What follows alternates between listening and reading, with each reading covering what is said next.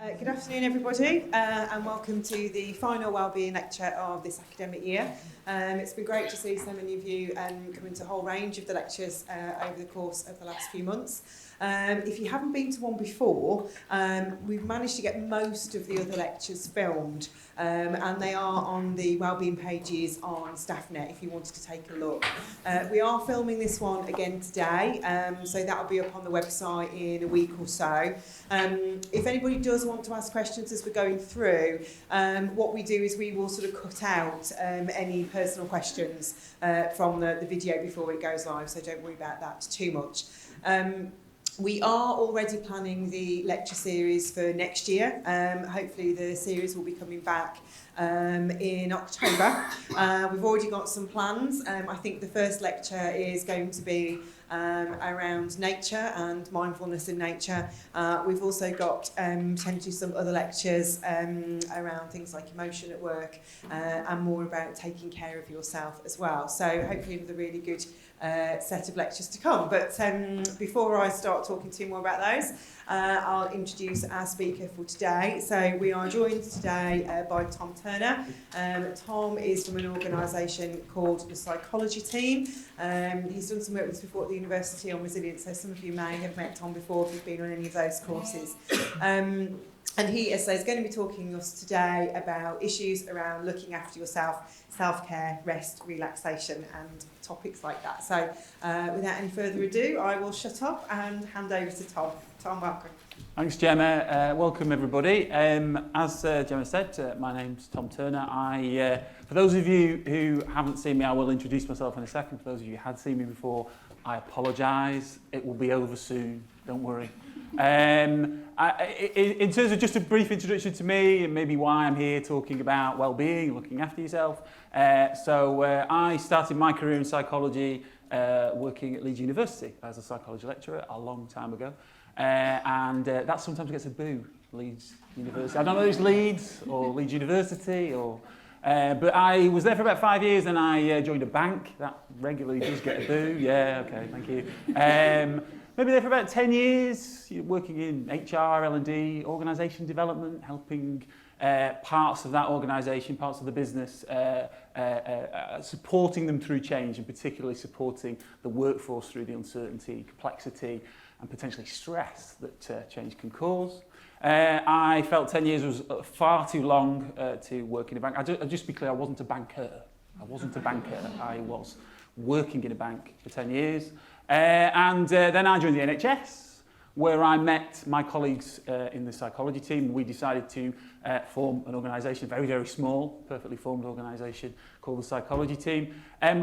They're educational psychologists, so I guess they deal with, I was going to say humans, people, from about age 1 all the way through to 16, and I get everybody else. I probably spent half my time doing things like this, so talking about things like resilience, well-being, self-care, but I also spend the other half of my time, and this is possibly why I'm here talking about looking after yourself. I spend the other half of my time as a psychological therapist, so helping people, supporting people who are suffering from conditions like anxiety, depression, anger, and using techniques like hypnosis. There'll be no hypnosis today, don't worry. I don't know if that's disappointing.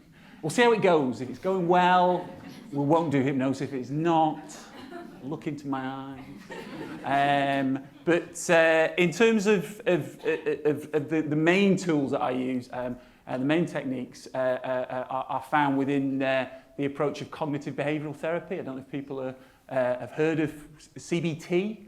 And I guess a big focus of CBT is around understanding the thoughts, the thinking, that's at the heart of problems like anxiety, clinical anxiety and clinical depression. But a big chunk of what I do with clients in supporting them is looking at their lives and looking at what they do and looking at opportunities to do just this, look after themselves, particularly with a focus on, I guess, enhancing, refreshing, energising the levels of well-being. As a way of enabling the other work that we'll do in terms of dealing with things like thoughts and behaviours that lead to those conditions. So Well-being is important because well-being is important, isn't it? It's a good thing, well-being. I hope you agree because you're here, but well-being does some amazing things, particularly as our well-being grows, our well-being increases, because the higher our well-being, we tend to experience more positive emotions, like happiness, contentment, fulfillment, curiosity, amazement. We also tend to perform better. We tend to function better, both in work, but also outside of work, in our whole lives. We are able to do the things we need to do and the things that we want to do better. It also helps us become more resilient. So more resilient to stress helps us deal with increased pressure and potentially the stress that could cause. And that's a good thing, because stress can take its toll on us, psychologically, emotionally. But stress can also take a toll physically. And a really, really good illustration of how stress can take its toll, I don't know if people are familiar, so it's quite an old study. Some of you might not even have been born when this study occurred, but it's by somebody called Cohen in 1991, and he was interested in the relationship between stress and the immune system. So very much a physiological process, and how stress potentially impacts and maybe even inhibits that process. So what he did was he took 400 students. It is always students, it has to be said, undergraduate students. I think, as a psychologist, I think most of the contemporary theories of psychology are based on the thinking and behaviour of undergraduate university students, which is clearly a good thing. And he took 400 students and he first measured their stress levels. He used a psychometric inventory to determine how stressed they felt at that present time in their lives. And then he separated them into 5 groups on the basis of that, low stress all the way through to high stress. So 1 low stress, 5 high stress. And then he sprayed the cold virus up their noses and waited to see what happened. He did quarantine them, so he did quarantine them for a few days. It must have cost him a fortune. And he wanted to see, well, will the stress levels correlate with the potential contraction of the cold virus? And as you can see, this wonderfully positive correlation. The lower the stress, the less chance that they contracted cold virus. The higher the stress, the greater the chance. So stress doesn't just impact us psychologically, emotionally. It also has significant impacts, significant demands on us physically, physiologically as well. And so you'd think, given all these demands, given the psychological, emotional, as well as physiological demands of stress, that during stressful times we would really, really take care of ourselves and look after ourselves and really look to promote our well-being. But unfortunately, the opposite is quite often the case. And during those more challenging, high-pressured, stressful times, we don't look after ourselves and we do all the things that we know are bad for ourselves, but I think we just say, sod it. So I guess that's what I want to talk about today. I want to talk about opportunities, not just during stressful times, not just during pressured times, but opportunities day to day, week to week, month to month, to really focus on looking after yourself, really focus on building and supporting and developing your well-being and keeping it as high as possible at all times.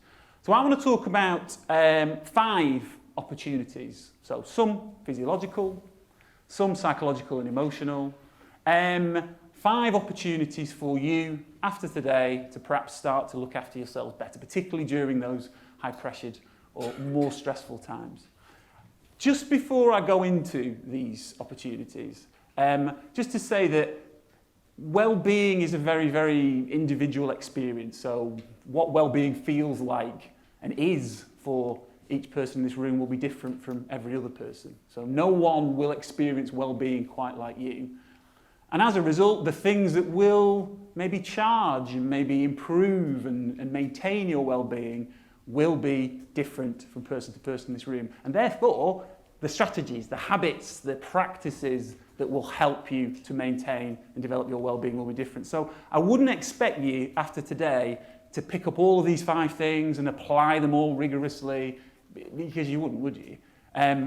So I would say maybe try and hook into one, maybe two, but at least one that you think, yeah, I buy that. I think that fits for me. I think that works for me, and I think I could commit to that. Okay, so maybe look at one of these things, one of these opportunities. You may see some of the others and think, I do that already. But maybe look for one, take it away today, commit to it, and that could have quite a significant impact on your well-being. So, I'm going to start with physiological well-being, and we're going to start with sleep. Getting a good sleep. I've checked that photo. You don't need to edit that. But don't you wish you could sleep like a 2-year-old? It would be fantastic. And I guess particularly during stressful times, but to be honest, and I've certainly found this myself, as I get older, my ability to sleep has got worse and worse. I don't know if that's an experience that people would agree with in the room.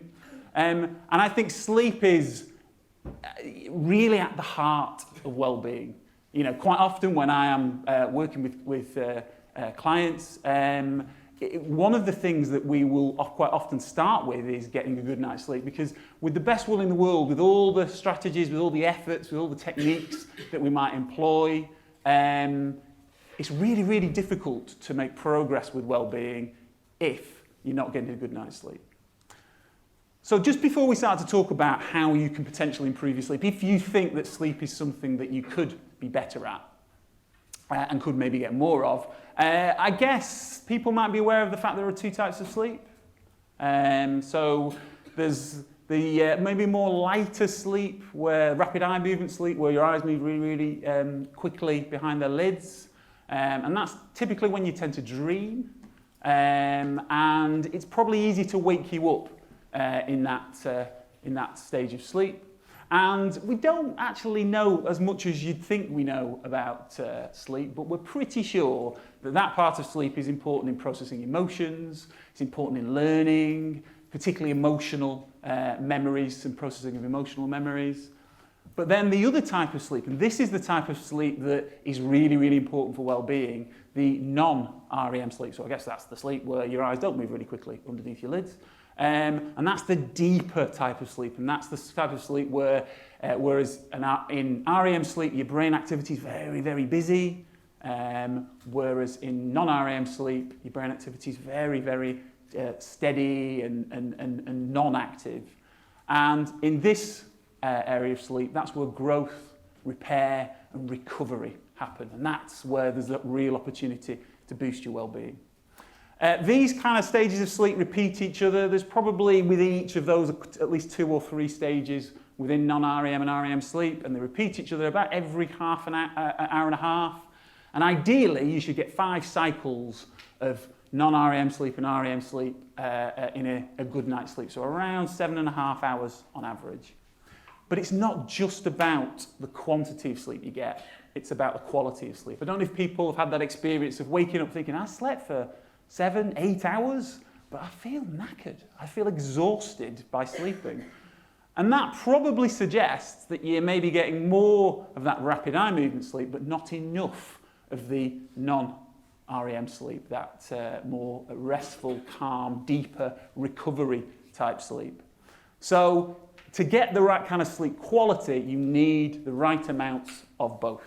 And that's what we're going to talk about now. Making sure that your preparations for sleep and the sleep itself has the highest quality to ensure you recover from your day, but also boost your well-being. And there are lots of things that get in the way of that sleep quality. This is where I'm going to become unpopular by starting off by saying alcohol. Alcohol is evil as far as sleep is concerned because it disrupts those cycles of sleep. It doesn't necessarily affect REM or non-REM more, but it does tend to disrupt both and reduce the amount of REM and deep sleep that you get. Nicotine is also pretty evil. So for those of you who smoke or vape, certainly, I mean, people are aware that nicotine is a stimulant. It stimulates us. So given the fact that the ideal state to get that non-REM recovery deep sleep, that one that really, really charges our well-being, is a relaxed mind before you go to bed. Stimulating your mind just before you go to bed, or certainly a couple of hours before you go to bed, is not the best idea. So nicotine has a half-life of 1 to 2 hours. So what that means is about an hour and a half after you've taken in some nicotine, half of it is still in your system. So even if you're not smoking or vaping before you go to bed, 50% of that chemical is in your body an hour and a half afterwards. Caffeine is really, really evil. That has an even longer half-life. People are, we're clearly aware that caffeine is a stimulant. That's probably one of the reasons why we drink it. 4.5 hours after you've had a cup of tea or a cup of coffee, half of that caffeine is still in your system. So I guess having boundaries where you say, actually, I'll have a cut-off point, and I know a lot of people are starting to do this now, aren't you? After 5 o'clock or 6 o'clock, I don't have a cup of coffee, don't have a cup of tea. As I said before, the active mind stimulation in the evening before you go to sleep is not good. It's not conducive to us entering into that deep level of recovery sleep. So maybe thinking about what you choose to do, particularly an hour before you go to bed. Because, quite often when our time is our own, maybe in the evenings, that could be quite late for certain people, but when our time is our own, we tend to do things that we enjoy, but sometimes things that we enjoy aren't necessarily things that are good for us. So things like playing games, things like maybe watching certain things on TV that we might think are important, we might think that we want to do, again, might activate and stimulate our minds in a way that's not helpful for sleep. So, for example, I don't know if anybody watches the news before they go to bed. Yeah, I used to do that. That's a really bad idea, because it means you go to bed really cross and frustrated and angry and probably quite demoralised. So again, if sleep is something that's important to you, maybe thinking about what you do, what you watch, and maybe choosing things that help you start to descend and relax into a deeper sleep. So I guess electronic devices, things that are stimulating, are one of those things to maybe try and avoid or limit, maybe the hour before you go to bed. But also people aware that quite a lot of LED devices like phones and tablets emit a light that's very similar to daylight, so they're quite high on the blue light spectrum. So they trick our brains into thinking it's daylight and we should be awake. Okay, so it actually inhibits the chemical melatonin, the natural chemical the body produces in response to darkness, and makes us sleepy. So again, avoiding those electronic devices. Also making sure that maybe you turn the lights down. So not having the big light on, maybe doing something like, turning the lights down, maybe having a lamp on instead, maybe having no lights at all. Again, just educating your body and your brain that it's time, it's night time to go to sleep. And finally, I think one of the most important things is having a consistent routine. Again, training your body. Our bodies respond to rhythms, cycles, routines. Training your body to know it's bedtime. So doing similar things and also having similar times you go to bed and similar times that you wake up. I don't know if you're anything like me, whose weekend routine is completely different to your week routine, weekday routine. That's not good. That's not good for sleep. So having fairly consistent bedtimes and get-up times, again, really, really helps with sleep. I won't go through all of these, but these are just some tips for a good night's sleep. So, for example, maybe getting some natural daylight during the day. Certainly it's quite easy to be indoors all day and actually not get any daylight at all during the day. So maybe if you can, make a point of, particularly during the middle of the day, going outside, getting 10, 15 minutes of natural daylight, educating your body and your brain that it's daytime. And so when you're turning the lights down in the evening, it's thinking, nighttime. Obviously trying to avoid things that may inhibit sleep, certainly close to bedtime. Maybe doing things like reflecting on the day, so rather than, before you relax, before you your time is your own, maybe the first thing that you do is maybe think, okay, what have I done today? Let's think about that. What do I need to do tomorrow? Let's maybe write a list. So you're not doing that when you're trying to go to sleep. So put the day to bed before you start to relax. Maybe exercise can promote deep sleep, but definitely maybe avoid vigorous exercise 2 hours before bed. I think things like warm milk, there is actually some science behind warm milk, because warm milk is quite rich in something called tryptophan, which helps us produce that hormone melatonin that makes us sleepy. And warming up milk apparently makes that more readily available, so warm milk can help before bed. Chamomile tea, has anybody tried chamomile tea before bed? It tastes horrible, but it does make, well, I think it just tastes like hot flowers. But it does have a nice soporific calming effect. So some of those herbal, natural things can help. And as I say, the most important thing is maybe trying to make sure that you go to bed and get up at similar times, even at weekends. Sorry, I know that's a bit miserable. Okay, and then I won't go through this, but just an example of maybe a pre-sleep routine. So maybe doing the same things every night, so your body and your brain know, we're doing this. That means it is time for us to start to relax and descend into a deep sleep. Okay. So that's sleep. The next thing I want to talk about is managing your energy. And in terms of dealing with the pressures, the stresses of life, having a steady supply of energy, readily available energy, is really, really important. It's certainly really, really important for our well-being, because having energy dips can really, really drain our well-being more than it should. And one of the things that we're tempted to do when we have those energy dips is reach for sugar. This is where I'm going to become really, really unpopular, because I love sugar. I love sweet things. It tastes so nice. But it's really, really bad for maintaining a steady supply of energy. So when we feel that energy dip, because when stuff starts to drain us, we tend to reach for sugar. The reason we reach for sugar is because sugar is very easily broken down into glucose, which is the major source of energy for us as human beings. And so we get that sugar hit very, very quickly. And that can actually be counterproductive. And I'll talk about why it's counterproductive in a second. But just to say, one important thing, I don't know if people are familiar with insulin. So insulin is something that the body, can I just apologise if there are any biologists in the room? I'm going to massively oversimplify how energy is produced by the body and the action of insulin, so I do apologise.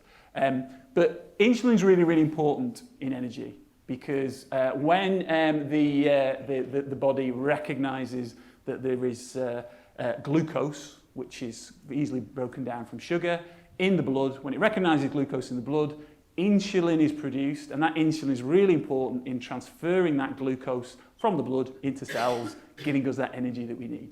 Okay? But relying on sugar, relying on quick release energy sources like sugar, like sucrose, is counterproductive in two ways. Because basically, when the body detects high blood glucose levels, it can cause an overproduction in insulin. It produces more insulin than it actually needs to deal with that spike in sugar. Okay, so it's not a massively accurate release of insulin when you get these high spikes of sugar in your blood. And so what happens is it mops up all the glucose to the extent that there's very little left, and that can almost leave us bereft of glucose in our bloods and bereft of energy. So it can cause this kind of overshoot of uptake of glucose, leave us with very little left, and we end up with those energy crashes after that happens. And what that causes is the release of a stress of cortisol. If people have heard of cortisol, some people call it the stress hormone, very, very important neurochemical hormone that's involved in the stress response. So actually, it doesn't just leave us with less energy, it also almost mimics the stress response. It won't make you feel stressed, but it places additional demands on your body. So relying on sugar in that respect it gives you that sugar energy crash, but it also encourages the body to produce cortisol, which increases the demands on you even more. Another way that reliance on sugar can be counterproductive is that if we use sugar regularly, it can make our body less sensitive to insulin. So if we're constantly producing lots and lots of insulin to take up all of this sugar and glucose in our blood, our body becomes less sensitive to it, and we need more sugar to have the same effect. So we actually become tolerant to sugar, if you like. We need to eat more of it. We need more sweet things to get that same energy boost. Have I depressed you yet? Okay, so relying on sugary, sweet foods is not good for us. It's not good for our well-being. It causes extra demands on our body and actually makes us need more sugary foods. We almost become tolerant and addicted to that sugar that we need for those energy boosts. So what we need to do is maintain a steady fuel supply. Rather than have spikes and dips of energy throughout the day, maintaining a steady energy supply is the best thing for our bodies and the best thing for our well-being, to boost our well-being. So to ensure that constant availability of energy, ideally we would eat regularly. Quite often 3 meals a day isn't enough to keep us with the amount of energy that we need to maintain that steady fuel supply. Okay, so perhaps having more than 3 meals a day might be a good idea. If you find yourself, particularly during the afternoon, having maybe real energy dips where you think, I just need to reach for something sweet, maybe allow yourself to have a snack. Not necessarily a sweet one, but just something to keep. If you're having an energy dip, if you're feeling tired, if you're feeling hungry, it's your body telling you you probably do need to fuel up. So maybe allowing yourself to have those snacks, and certainly avoid skipping meals. Definitely favour slow-release energy foods like whole grains, berries, brown rice, green veg. They release energy far more slowly. But if none of those sound particularly exciting, just adding any fibre or protein to any meal will encourage a slower release. It slows down your digestive system and slows down that release of energy. And starting to view sugar as a treat, not an energy source. I mean, I'm not standing here saying don't eat sweet things, because you'd boo me off very, very quickly. It'd be worse than Leeds University, or banking. It'd be worse than banking. But definitely seeing sugar as a treat, not an energy source, because it can be counterproductive. Okay? So those are the physiological opportunities to maintain your well-being. And I want to talk about maybe opportunities in terms of psychological and emotional well-being. So psychological and emotional opportunities to improve your psychological and emotional well-being. And I love an acronym. And I've never written this as an acronym before, psychological and emotional well-being. And having written it and played it back in my head, I'm not saying it. I'm definitely not saying it. But that, PWB. And that's what we're going to talk about now. Opportunities to promote your PWB. And this is a model of psychological and emotional well-being. People might have seen this before. If you've seen me before, you probably will have seen this before. And this comes from a man called Martin Seligman. And he's very, very important in the field of well-being, positivity, resilience, and he's come up with this, I suppose, model of keeping your well-being charged up. Okay, and he talks about 5 habits, 5 practices, 5 disciplines, if you like, to make sure that your well-being battery is as topped up as it could be. So he talks about the importance of positive emotions. When we experience a positive emotion like happiness, contentment, curiosity, fulfillment, our battery just gets a little boost, a little charge. So the importance of enhancing, optimizing, maximizing the number of positive emotions we experience. Also being engaged in what you do, doing things where we're giving all of our attention to it. We're completely engrossed in what we do. And that's easier if we're doing things that we're good at. So doing things we're good at, using our strengths. So anything that you're good at, doing that feeling, I hate the word, but that feeling of mastery is a really, really powerful way to keep your battery boosted. Also connecting with others, but I mean really connecting, really being in the moment and feeling close to somebody is a really, really powerful way to keep, and enhancing your relationships at the same time is a great way to keep that charged up.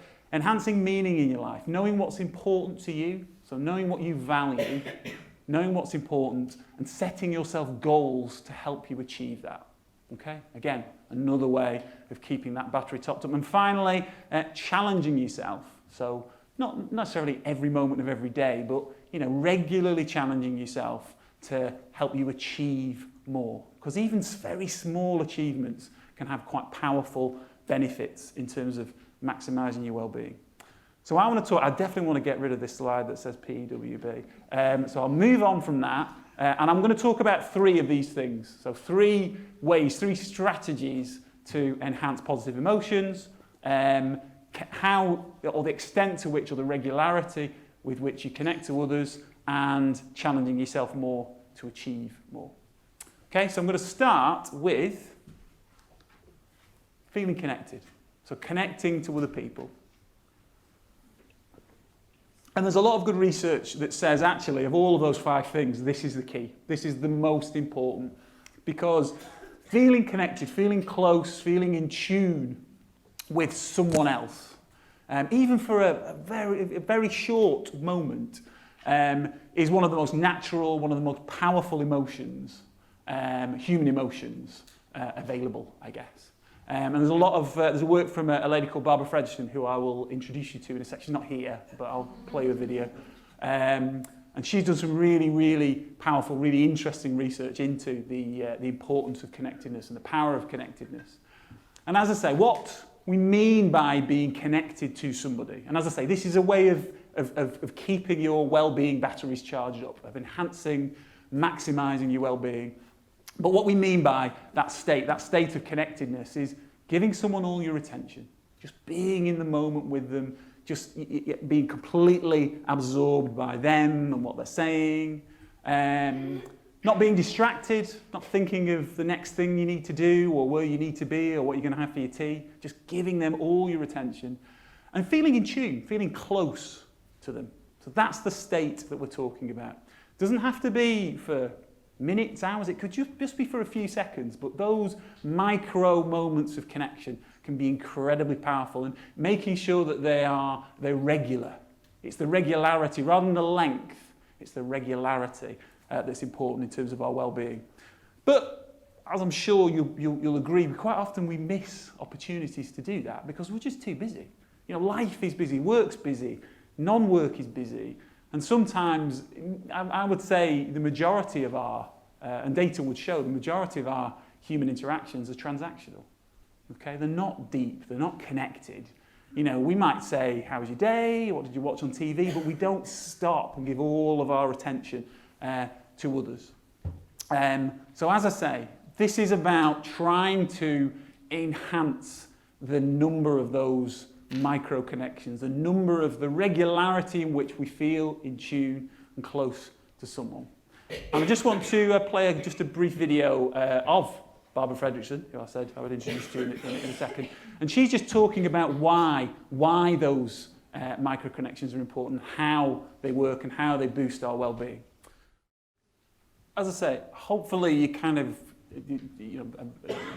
apologies for the sound and that, it was quite quiet. But I hope you were all able to hear the majority of that, because micro connections don't just feel good. I mean, they're very natural. They're almost the most natural thing. Connecting with other people is one of the most human states to be in. But it changes us. It doesn't just feel good. It changes us physiologically. It has that impact on our biology, on our vagus nerve, on the operation of something that, as I say, is quite physiological. And also the effects are cumulative as well. So the more we do it, the greater the benefits. So actually, at the lower end, we get some benefit from these, but the more regularly we do it, the greater the benefits to our well-being. And also, we're increasing the well-being of other people. As we're connecting with others, they're getting that benefit as well. So it's for ourselves, but it's also a giving thing as well. So if you think that being connected, if you think that this is something that maybe you could do more of, maybe you used to do it more, but maybe as life has got busier and busier, you've just not had the time to stop and connect, even just for a moment with people, both, not just in work, maybe it's outside of work as well, and maybe there are opportunities to connect more, even with people that you do connect with.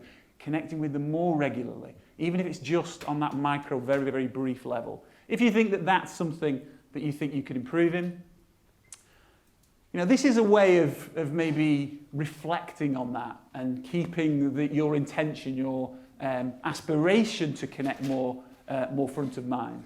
So maybe towards the end of your day, when you feel your time is your own, maybe you've discharged your responsibilities, maybe just reflect back on your day and think, well, what were the 3 longest social interactions that I had? And just recount them. And just ask yourself, how connected, how in tune, how close did I feel to that person? And also, maybe reflect on, did you miss any opportunities? Were there any opportunities during your day where you really could have stopped? You really could have stopped, even if it was just for a moment, and just give that person all your attention. Maybe they were saying something, maybe there was an opportunity to ask them something, and deepen that interaction. It might not be at work, it could be outside of work, it could be about connecting more with the people that you really care about. But as I say, connections and making those connections are really big opportunities. And just reflecting as part of your daily practices, part of your daily disciplines, can increase your awareness and your desire to do that, but also make it more front of mind. The more you do this, the more you do this practice of literally just reflecting on your 3 longest social interactions and your missed opportunities, the more that in the moment you notice those opportunities. You've got to do it for a while, so maybe 3-4 weeks, but after a while you do start to notice those opportunities because making connections becomes more front of mind. Okay. The second psychological and emotional well-being opportunity in terms of looking after yourself is, this seems a bit weird to talk about maybe increasing challenge as a way of looking after ourselves. I don't know if people are familiar with this kind of, I suppose with the fact that in our day-to-day we tend to operate in 3 zones. So people in the comfort zone, we tend to operate probably most of our time in our comfort zones. And that's where things feel quite nice, quite easy, quite relaxed. And it's fine, and actually we need to be in our comfort zone. We probably need to be in our comfort zone more than the other 2, because that helps us feel relaxed, it helps us recover, it helps us rest, it helps us recharge. It's not very stressful in that zone. But the problem with the comfort zone, it doesn't really build our well-being. We don't regain an awful lot from being in our comfort zone, apart from that opportunity to recover and recharge. But as we move outwards from that comfort zone into our stretch zone, this is where we increase the challenge that little bit. Increase the challenge and things become a little bit more difficult, not too demanding. But in that stretch zone, that's where we learn things, that's where we develop our skills, and those things help us to develop our well-being because we start to feel maybe better about ourselves. We start to get those positive feelings of achievement, of growth. So that sort of yellow stretch zone is the ideal zone to be in to boost our well-being. Not all the time, but just taking opportunities to be in that zone, but not too much. So not into that red panic zone. So too much challenge, too much stretch is counterproductive. Okay? So an opportunity to on a day-to-day basis, boost your well-being is spending as much time as you can, as much time as is reasonable in that stretch zone. Because in that stretch zone, we get that sense of achievement. And achievement is an incredibly powerful, positive emotion. It makes us feel good, but it also improves our self-image, our self-concept, our self-esteem, our confidence. And that makes it an enduring positive emotion. So it doesn't just feel good in the moment, it also lasts. And just as a way of maybe illustrating that feeling, I'm just going to show you a very, very brief clip. We don't need sound for this, it's all visual. A brief clip of a young man called Austin Neighbour. I don't know if people have seen Austin Neighbour before, but he's going to do something quite impressive, I think. And just watch his reaction at the end. Watch the emotion of the achievement at the end of this. But the look on his face and the way he just keeps going, and almost the last expression is almost where it starts to soak in what he's achieved, and that's that kind of almost enduring positive impact that achievement can have. And I'm not saying I want you to all go away. One of the practices is learning how to do all that in 5 seconds with all those cups. But just small, tiny achievements can have really, really positive and powerful impact. Little arrows have just appeared. The more time you spend in that stretch zone, it also gets bigger. It actually stretches out. Your comfort zone and your stretch zone become bigger and bigger as you're able to do more. So your comfort zone increases, so that area where you can feel relaxed and recover. But also the opportunities to challenge and develop even more get bigger and bigger. So in terms of the other benefits of challenge, there's quite a lot of evidence that suggests that doing things that scare us, facing our fears, in conditions we feel in control of. So we feel in control of that level of challenge. That's really important. So not just chucking ourselves into something that we have no control over, because that encourages panic. So in situations where we feel in control, it can really, really help build resilience and coping mechanisms. So if we faced difficult things, it gives us confidence to deal with difficult things in the future. It also helps us develop new skills, and I talked about that word I hate, mastery. I don't like it, but the experience is really, really positive.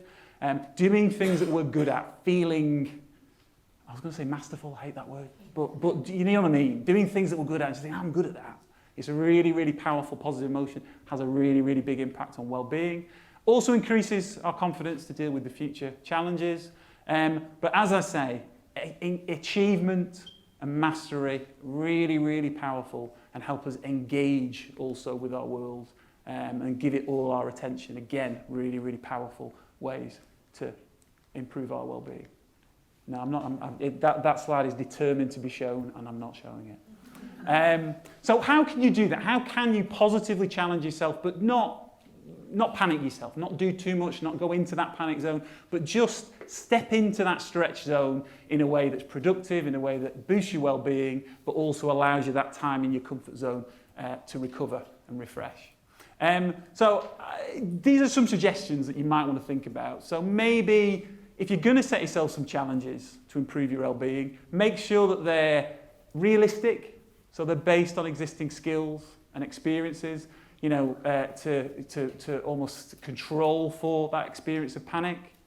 Also, make sure that the level of challenge is always in your control and can be modified. So don't chuck yourself into a situation where you feel, I can't escape. I'm on a roller coaster and I can't get off. So make sure that you're always in control of that level of challenge. Making sure it's worth the effort. So don't just do something random and you kind of do it and you think, well, that was really hard and I don't really care that I've achieved it. Make sure that you want it. Make sure that it's worth it and it's part of, I guess, it gives you something that's important to you. So maybe start with the things that are important to you and then think about things that you could challenge yourself to achieve those things. Also, make sure that the outcome is clearly linked to your skill and your effort, and it reduces the element of luck. So you can say that is a genuine achievement and it's down to me and not down to external circumstances. And make sure that you reflect on and learn from both failures and successes. So even if you don't achieve, maybe reflect and think, well, are there some things that, maybe there were partial successes and what can I learn from it next time? So make sure you review all the activities, all of the challenges, and look for opportunities or examples of maybe part achievements and ways to improve. So, as I say, perhaps, from today, maybe think about things that perhaps do scare you. So, opportunities to face your fears. Is there something that you dreamed about doing but you just thought, it's too scary? Could you do it? But again, as an opportunity, not just to achieve something scary, but an opportunity to boost your well-being. Maybe challenge yourself in your work, challenge yourself in your play. Could you set yourself targets in the things that you do? Maybe in even mundane things that just raise the stakes a little bit, just push you a little bit. It doesn't have to be big things, just small opportunities to achieve. And make sure that you use your strengths. Again, I would always start with things that you're good at. Don't necessarily start with things that you think, I'm rubbish at that. Maybe start with things that you're good at and think, is there a way of making me even better at those or using those strengths to achieve some really difficult but meaningful things?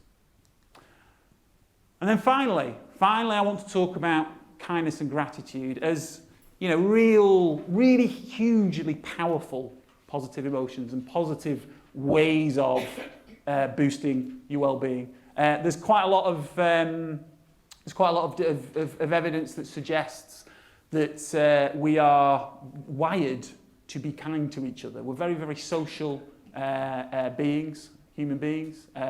We are wired to support each other and help each other out. And when we do that, evidence suggests that it does lead to a release in rewarding hormones and neurochemicals like dopamine, serotonin, oxytocin. When we do kind things, it makes us feel good. It releases these positive hormones and neurochemicals.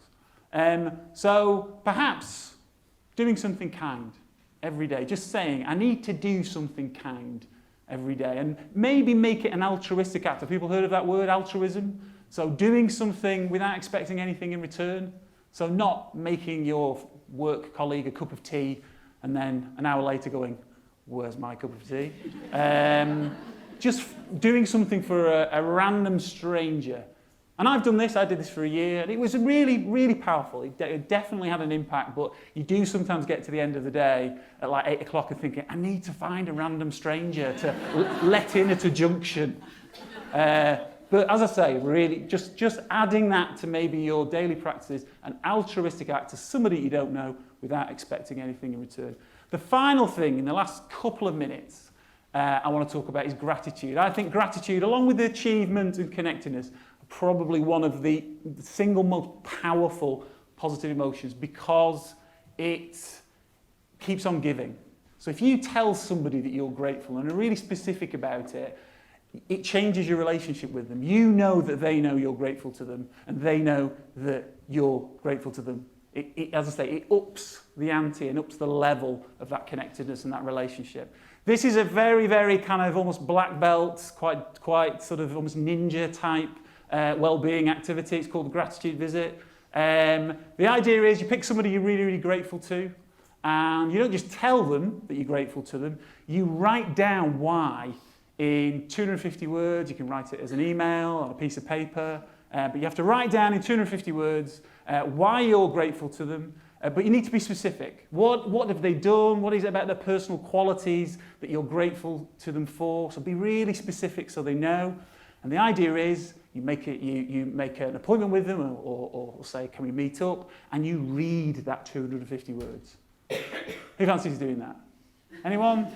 It's probably, for those of you who identify yourself as British, it's probably the least British activity I could possibly think of. But I've done it. I have to say, hugely powerful way it boosted my well-being and continues to boost my well-being when I meet this person. But as I say, if doing it in person and reading it is a bit too much, you can email it, you can send it as a card. But as I say, if you really, really want to commit to this, as I say, make an appointment, do it in person. I hope I've inspired you to pay somebody a gratitude visit, but don't go too far. Don't go too far. Bob was very enthusiastic and obviously paid the price. Thank you, folks, for listening. Apologies, we've kind of a little bit too close to 1 o'clock, but hopefully you found something that you can take away today to boost your well-being. Thank you.